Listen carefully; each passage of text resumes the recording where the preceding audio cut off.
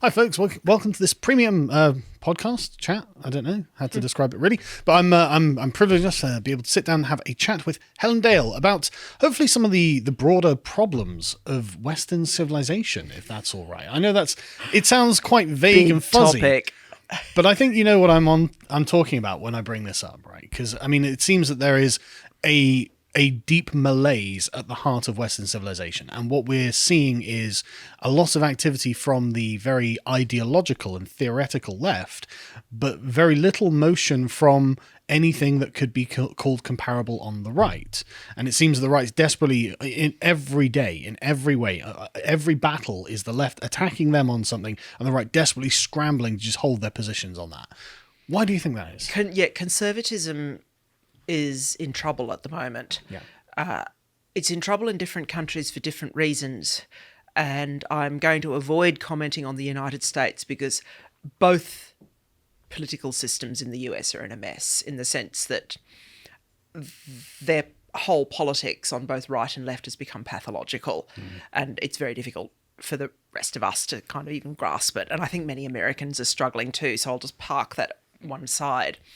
But conservatism in Britain and conservatism in Australia and conservatism in France, conservatism in Germany are all in trouble in various ways. And the irony is, of course, if you look at Merkel or Boris Johnson, they hold obvious majorities. They've been if not them personally, their parties have been in power for a very long time.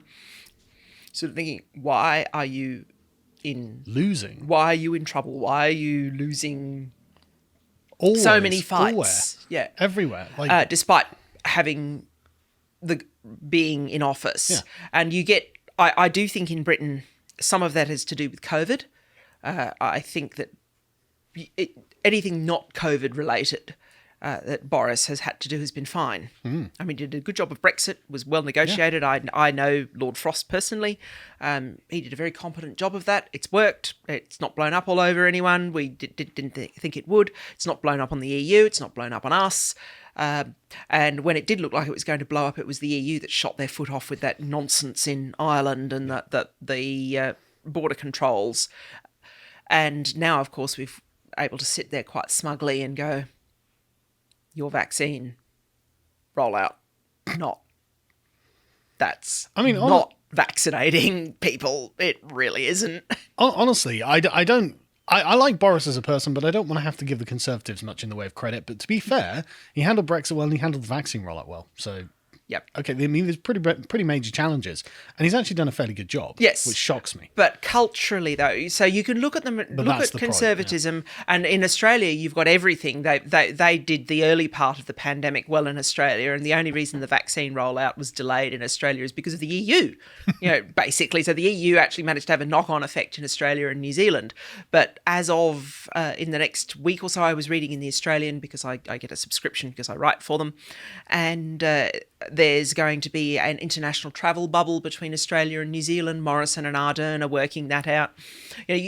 So those are two countries, and New Zealand's on the left and Australia's on the right, and they've just very competently, both of them, very competently in a very measured way, managed the whole COVID thing all the way through. And yet, and also to be fair, you don't have the same conservatism in retreat in Australia. And I'm not quite sure why. I'd have to go away and think about that, I think. But go outside core areas of competency, government competence, things like Brexit or the vaccine rollout, then conservatism in Britain seems to be in trouble. It can win elections and it can get some quite good policies in, but it can't seem to win arguments. And I'm really not quite sure how you address that, but that's how I would describe it. Is sort of they've lost the ability. We, because I'm a member of the Tory party, have lost the ability to win arguments. It's mad, isn't it? Because I mean, like the Conservatives don't just win elections; they destroy the Labour Party in elections. Absolutely rout them. It's incredible watching the Conservative government have such an amazing amount of potential power just sat there and essentially doing nothing with it.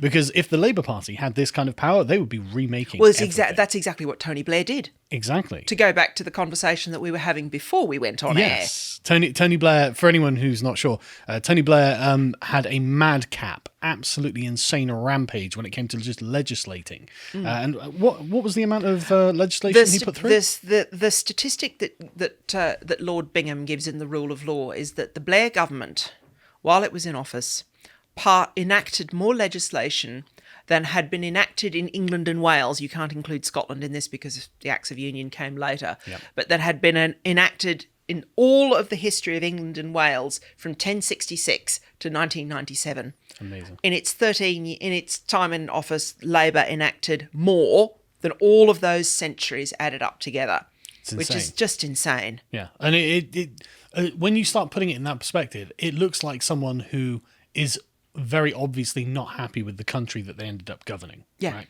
It's they've obviously come in with an agenda and be like, this is all terrible, this needs to change.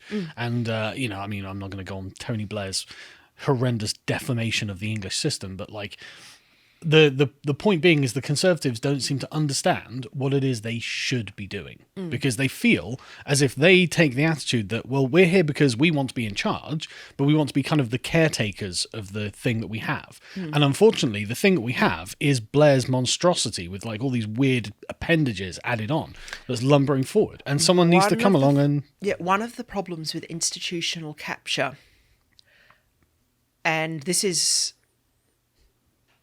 It's traditionally spoken about by economists when they talk about regulatory capture, where basically the industry that's supposed to be regulated gets so many people appointed to the board of the quango in question that it becomes their plaything. Yep. Yeah, there is a power reversal, basically. Institutional capture, if anything, is even worse.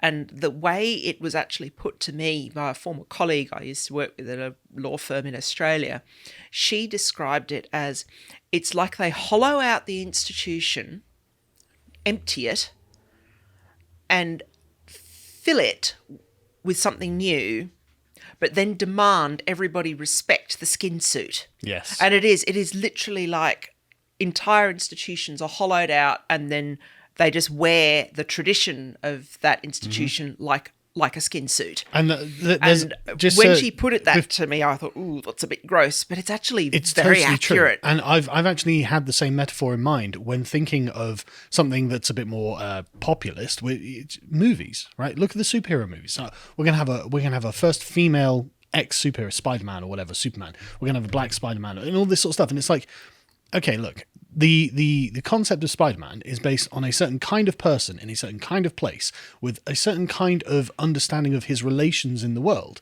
And if you pluck out the essential thing that is Peter Parker and then dump in something else, you are essentially wearing a skin suit of Peter Parker, and it's exactly the same sort of thing. It's the same phenomenon, yeah. No, that was I won't say her surname, but that was Katie's image, and I think people see us on Twitter, and she was the one who came up with that. She said the danger is that conservatives are good at preserving institutions. She says the danger we've got now is the situation of protecting things that have been hollowed out that are just skin suits. And the one that really alarmed her when we were discussing this was actually what's happened to the American Civil Liberties Union. Oh, yeah. That really is just wearing Ira Glasser like a skin suit. And now a film that's come out about Mighty Ira, and poor Ira Glasser has got to look at the organisation he founded, and it's just basically destroying everything he stood for. To watch the full video, please become a premium member at lotuseaters.com.